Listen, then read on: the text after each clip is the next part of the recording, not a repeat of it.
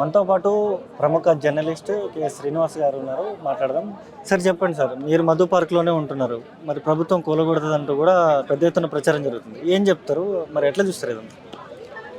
ఏముంది ఇక్కడ ఇక అందరూ 450 మంది రెసిడెంట్స్ ఉన్నారు, ఫ్యామిలీస్ ఉన్నాయి. ఇది ఒక రకంగా ఊహించని విధంగా వచ్చింది ఈ పరిణామం అనేది. Without any notice, individual notice లేదు. ఎందుకోసం ఇది ఎక్వైరీ చేస్తున్నారో ఆ సమాచారం లేదు. పబ్లిక్ డొమైన్లో డిపిఆర్ లేదు, ఏమీ లేకుండా నోటిఫికేషన్ జారీ చేశారు పోయిన ఫిబ్రవరిలో.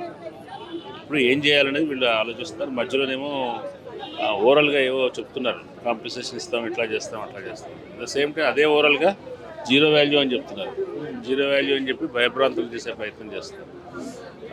కమ్యూనిటీలో ఒక రకంగా కొంతమందికి ఏమో ప్రపోజల్స్ వచ్చినప్పుడు ఏదో పాజిటివ్, ఏదో న్యాయమైన రిహాబిలిటేషన్ ఉంటుందేమో అని అనుకున్నారు. ఇంకోవైపునేమో మీరు ఇవ్వకపోతే మీ ల్యాండ్కి విలువ ఉండదని బెదిరిస్తున్నారు. వీటన్నిటి మధ్యలో కమ్యూనిటీ మొదటి నుంచి కూడా ఇక్కడ ఉన్న వాళ్ళు అనుకోవటం గట్టిగా దీన్ని ఎదిరించాలి, సాధ్యమైనంత వరకు ఈ ప్రాపర్టీ పోకుండా నిలబెట్టుకోవాలనే ఉద్దేశంతో కమ్యూనిటీ ప్రయత్నిస్తుంది. ప్రభుత్వం వ్యవహరిస్తున్న తీరు చాలా ఏకపక్షంగాను, చాలా బెదిరింపు ధోరణిలోనే ఉంది. ఇది ఏదైనా సామరస్యంగా లేదు. అసలు ఈ ప్రాజెక్ట్ పర్పస్ ఏంటో, పబ్లిక్ పర్పస్ ఏంటో, దాంట్లో ఎందుకోసం ఇది ఎక్వైరీ చేయాలో వాళ్ళకి జస్టిఫికేషన్ లేదు. ఇది పబ్లిక్ ప్రైవేట్ పార్ట్నర్షిప్లో ఒక వినోద కేంద్రాలు, ఒక హైదరాబాద్లో ఉండే పర్యాటకుల కోసం, లేదా సాయంకాలపు విహారం కోసం చేసే స్థలం అయితే దానికోసం ఇంతమంది నివసిస్తున్న కమ్యూనిటీని తొలగించడం ఎందుకో వాళ్ళు ఏవి దానికి సంబంధించిన వివరణ ఏమీ ఇవ్వట్లేదు. ఏమైనా మాట్లాడితే అభివృద్ధి చేస్తామంటే అడ్డుకుంటున్నామని చెప్తున్నారు తప్ప దీనికి ఇది ఎందుకు చేస్తున్నారో, దీంట్లో ఉన్న ప్రజా ప్రయోజనం ఏమిటి, ఎందుకు మేము ఇళ్ళు ఇవ్వాలి అనే విషయాన్ని ప్రభుత్వం ముందు చెప్పాలి. వాళ్ళు ఏం చేయబోతున్నారో ఈ ప్లేస్లో కూడా చెప్పాలి. చెప్పిన తర్వాత దాంట్లో న్యాయాల గురించి మాట్లాడచ్చు. అయితే మొన్న సీఎం రేవంత్ రెడ్డి కూడా మిమ్మల్ని కొంతమందిని ప్రస్తావిస్తూ కూడా, సీనియర్ జర్నలిస్టులు ఉన్నారు, నేను ల్యాండ్కి ల్యాండ్ ఇస్తాను, 7 ఎకరాలకి 7 ఎకరాలు ఇస్తాను, ఎవరైతే మధు పార్క్ బాధితులు ఉన్నారో వాళ్ళకి అకౌంట్లో డబ్బులు కూడా ఇస్తానంటూ కూడా మాట్లాడారు. అది ఎట్లా చూస్తారు? ఒకటి ఏంటంటే, జర్నలిస్టులు ఉన్నారనో ఇంకొకళ్ళు ఉన్నారనో ప్రత్యేకంగా ఇవ్వడం కుదరదు. ఇక్కడ ఏమిస్తే మిగతా చోట ఇక్కడ హిమాసార్ కింద పోతున్న వాళ్ళకి అందరికి కూడా అదే ఇవ్వాల్సి వస్తుంది. రెండోది, ఆయనకి ఇల్లు, భూమికి భూమి, ఇంటికి ఇల్లు ఇవ్వటం అనేది కొత్త విషయం ఏం కాదు. 2013 RR యాక్ట్లోనే ఉంది. నువ్వు తప్పనిసరిగా నీకు చాలా అత్యవసరమైన నువ్వు ఎక్వైర్ చేయదలుచుకున్నప్పుడు బాధితులతో సంప్రదించి ఒక అవగాహనకు రావాలి. అవసరమైతే ల్యాండ్కి ల్యాండ్, భూమికి ఇంటికి ఇల్లు, ఇది కాకుండా షిఫ్ట్ అవుతున్నందుకు పరిహారము, ఇవన్నీ ఇవ్వాలని దాంట్లోనే ఉంది. 2013 చట్టంలో చాలా స్కోప్ ఇచ్చారు. కాబట్టి ఆయన కొత్తగా ఆఫర్ చేస్తుంది ఏమీ లేదు. ఇల్లు తీసుకుంటున్నప్పుడు ఇంటికి ఇల్లు ఇవ్వాలి, అంతే కదా. కానీ ఎక్కడ ఇస్తారనేది సమస్య. ఇంతకుముందు చూసాం కదా, పునరావాసాలు ఇప్పుడు కూడా వాళ్ళు ఒరిజినల్గా ఉన్న ఇంటికి ఎక్కడో ఆవిడ దూరంలో ఇస్తారు. అది యాక్సెప్టబుల్ కాదు కదా. ఇక్కడ ఒక కమ్యూనిటీ బిల్డ్ అయ్యింది, ఈ పరిసరాలతో మాకు సంబంధం ఉంది, మా వర్క్ ప్లేస్లు ఇక్కడ దగ్గరలో ఉన్నాయి.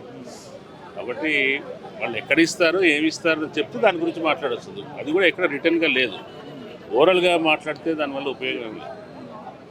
అయితే పూర్తిగా కూడా సార్, మీరు జర్నలిస్టులు అందరూ ఉన్నారు, ఇప్పుడు ఇక్కడ మధు పార్క్లో ఉన్నారు, మీరు ఎప్పటి నుంచో కూడా సీనియర్ జర్నలిస్టు. ఈ ప్రభుత్వం కనీసం 6 గ్యారెంటీలు అమలు చేయట్లేదు. అదేవిధంగా ఏదైతే ఇందిరమ్మ ఇల్లులు, చాలా సంక్షేమ పథకాలు కూడా ప్రభుత్వానికి అందజేయట్లేదు. ఒకవేళ మిమ్మల్ని ఖాళీ చేయించి మళ్ళీ మీకు ల్యాండ్ ఇస్తుంది, అమౌంట్ ఇస్తుంది ప్రభుత్వాన్ని మీరు అనుకుంటా ఉన్నారా? అదే అంటున్నాను, సమస్య ట్రస్ట్ సమస్య దాంట్లో ఉంది. ప్రభుత్వం యొక్క మాటలకు విశ్వసనీయత లేకపోవడం ఎందుకుందంటే, ప్రభుత్వం దగ్గర డబ్బులు లేవు. డబ్బులున్నా కూడా దాని ప్రయారిటీస్ వేరే ఉన్నాయి. ఉన్న డబ్బుల విషయంలో కూడా దాని ప్రయారిటీస్ వేరే ఉన్నాయి. గతంలో చూస్తే ఎన్నికల వాగ్దానంలో చాలా వరకు నెరవేర్చలేదు. అంతెందుకు ఇప్పుడు ప్రభుత్వ ఉద్యోగులు రిటైర్ అవుతూ రిటైర్మెంట్ బెనిఫిట్స్ 5-6 ఏళ్ళ దాకా రావట్లేదు. లంచం ఇచ్చిన వాళ్ళకి వెంటనే వస్తున్నాయి. ఇవి కూడా ఉంది మొత్తం సిస్టమ్. కానీ రిటైర్మెంట్ బెనిఫిట్స్ ఇవ్వలేని పరిస్థితిలో ఉన్న ప్రభుత్వం కాంపెన్సేషన్ అంత సవ్యంగా ఇస్తుంది అనుకోలేదు. అందుకని టీడీఆర్ అని మాట్లాడుతున్నారు. పరిహారానికి బదులుగా టీడీఆర్స్ ఇస్తాం. ఆ టీడీఆర్స్కి ఇప్పటికే చాలా అక్విజిషన్స్ చేసి మార్కెట్లో చాలా టీడీఆర్స్ ఉన్నాయి. వాటికి 30% వాల్యూ కూడా లేదు. 100 రూపీస్ వాల్యూ అయిన టీడీఆర్ ఇస్తే దాన్ని 30 రూపాయలు కొనేవాళ్ళు కూడా లేరు. కాబట్టి డబ్బు ఇవ్వకుండా టీడీఆర్లు ఇవ్వడం ద్వారా చేద్దామని ప్రయత్నం కనిపిస్తూనే ఉంది. కాబట్టి ప్రభుత్వం ఏవో చాలా పెద్ద పెద్ద పరిహారాలు ఇస్తుందంటే ఎవరు నమ్మట్లేదు. కాబట్టి ఆ విశ్వసనీయత సమస్య ఉంది ప్రభుత్వానికి. దాని ట్రాక్ రికార్డు చూసినా, ఈ 2.5 సంవత్సరాల పరిపాలన చూసినా కూడా ప్రభుత్వం చెప్పింది అమలు చేస్తుందనే నమ్మకం లేదు. కాబట్టి వాళ్ళు ఎంత పెద్ద టాల్ ప్రామిసెస్ చేసినా కూడా మాకు అయితే ఇక్కడ విశ్వాసం కలగట్లేదు. మీరున్నారు కాబట్టి మధు పార్క్ జోలికి రావట్లేదు, సీనియర్ జర్నలిస్టులు ఉన్నారు, ప్రభుత్వానికి కొద్దిగా దగ్గరగా ఉంటారు, సన్నిహితంగా ఉంటారంటూ కూడా మాట్లాడుతున్నారు బయట. ఒకటి రెండు అబద్ధాలు ఇవి దీంట్లో. నేను ప్రభుత్వానికి దగ్గరగా ఉంటాం అనేది అబద్ధం. తర్వాత మేము ఒకళ్ళో ఇద్దరం ఉంటే దానికోసం ప్రభుత్వం విధానాలు మార్చుకుంటుందని అబద్ధం. చాలా పెద్ద మనిషిని, చాలా ప్రభుత్వంలో పలుకుబడి ఉండి సమాజంలో గౌరవం ఉన్న ఒక వ్యక్తిని మేము అడిగాం, దీన్ని ఖండించండి సార్ అంటే. ఏదో చిన్న విషయాలంటే మనం చెప్తే వింటారు, కానీ ఇన్ని డబ్బులు ముడిపడిన విషయాలు మనం చెప్తే వింటారా అని ఆయన అన్నాడు. అంటే అర్థం ఏంటి? ఎక్కడైనా చెల్లుతుంది, కానీ మిగతా విషయాలు ఉచితంగా ఏదో సలహాలు ఇస్తే చిన్న విషయాల్లో వింటారు, కానీ ఇటువంటి వాళ్ళ డబ్బు, వాళ్ళ ప్రతిష్ట, వాళ్ళ ప్లానింగ్ అంతా ముడిపడి ఉన్న విషయాల్లో ఎవరు చెప్పినా కూడా ఏం వినరు. ఇంకోటి ప్రభుత్వంకి దగ్గరగా ఉండటం అనేది అబద్ధం. బీఆర్ఎస్ ప్రభుత్వం మీద ఎంత క్రిటికల్గా ఉన్నామో రేవంత్ రెడ్డి ప్రభుత్వం కూడా అంతే క్రిటికల్గా ఉన్నాం. పూర్తిగా కూడా ఇప్పుడు మధు పార్క్లో మీరు ఉంటున్నారు, రాత్రి బుల్డోజర్ వచ్చి మధు పార్క్లో ఉన్నటువంటి అపార్ట్మెంట్స్ మొత్తం కూలగొడితే ఏం చేస్తారు మీరు? ఏం చేస్తాం? మేము మా పిల్లలు కూడా చెప్పారు, బుల్డోజర్లు మేము అడ్డుపడతాము. ఇక్కడ ఉన్న వృద్ధులు కూడా చెప్పారు, మేము అడ్డుకుంటాము, బుల్డోజర్కి అడ్డం మేమే వెళ్తాం. అటువంటి రెసిస్టెన్స్ చెప్తాం. అట్లా ఓవర్ నైట్ వచ్చి చేయడానికి కుదరదు. అదేమి బహుశా దేశంలో ఇంకా న్యాయపాలన మరీ అంత దిగజారిందని నేను అనుకోవట్లేదు. ఒకవేళ అటువంటి బలవంతంగా మమ్మల్ని తొలగించే పరిస్థితి వస్తే తప్పనిసరిగా దాన్ని ఫైట్ చేస్తాం. ప్రభుత్వం ఎట్టయినా బలమైంది కదా. ఫైనల్గా ప్రభుత్వానికి ఏం చెప్పదలుచుకున్నారు మీరు? ఒకటి, మూసీ నదిని శుద్ధి చేయటమో, బాగు చేయటమో, అందంగా చేయటం అందరూ కోరుకునేదే, అది జరగవలసిందే. దానికోసం కొందరు జీవితాన్ని చిన్నాభిన్నం చేయాల్సిన అవసరం లేదు.